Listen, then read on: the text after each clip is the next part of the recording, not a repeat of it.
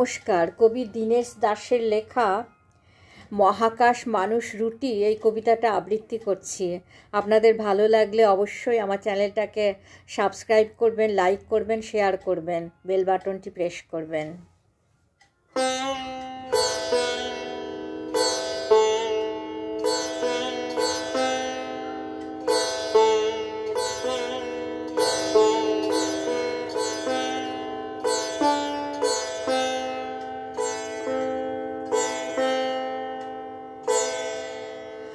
মহাকাশ মানুষ রুটি।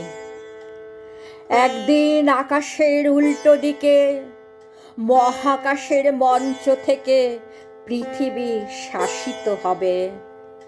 মানুষ ভুলে যাবে পৃথিবীর ঝড় বৃষ্টি, সূর্যের আলো পড়বে আকাশচারীর পায়ের নিচে, ছায়া পড়বে উপরে তার মাথার দিকে। সে ছায়া মিলিয়ে যাবে শূন্যে, মহাশূন্যে। মহাকাশ যাত্রা যেন সার্কাসের খেলা, সময়ের মাপে রকেটের কাঁধে সঠিক পা ফেলে ক্রমশ উপরে উঠে যাওয়া, তারপর ভার মুক্ত হয়ে সূর্যালোকে পরিণত হওয়া। মহাকাশ মঞ্চের নিচে ভাসবে ছায়াচ্ছন্ন পৃথিবী। তখন সময় ঘন্টা হবে অর্থহীন, ঘড়িগুলো অকারণে টিক টিক করবে।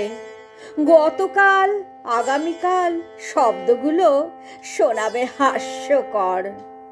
অবতারেরা পুঁজি পুঁথি নিয়ে হবেন অদৃশ্য। স্বয়ং বিশ্বস্রষ্টাও হয়তো বেকার হয়ে থাকবেন। এতে কি দূর হবে পৃথিবীর দুঃখ, মানুষের ভাত রুটির কান্না? হয়তো একদিন মানুষ পৌঁছবে দূরে দূর গ্রহান্তরে। সেখানে যদি কীট পতঙ্গ থাকে, তারা প্রথমে অবাক হয়ে অন্য গ্রহের জীবকে দেখবে, শেষ পর্যন্ত চিনবে তার খাবার। হয়তো খুঁটে খুঁটে খাবে মানুষেরই চোখের জলে গড়া রুটির গুঁড়োগুলো। জানি মানুষ একদিন এত উঁচুতে উঠবে যেখানে দেশ কাল স্থির, হরগৌরীর মতো এক দেহে লীন।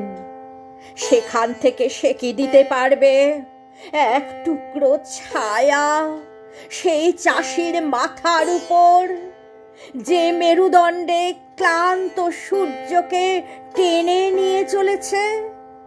সে কি দেবে মহাশূন্য হতে এক মুঠো সোনালি বৃষ্টি, মরুভূমির মতো শুকনো মাটিতে, যেখানে অঙ্কুরিত হয় প্রীতির ফসল?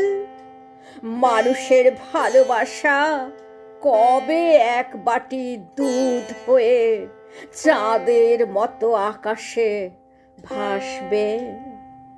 চাঁদের মতো আকাশে ভাসবে, ভাসবে, ভাসবে।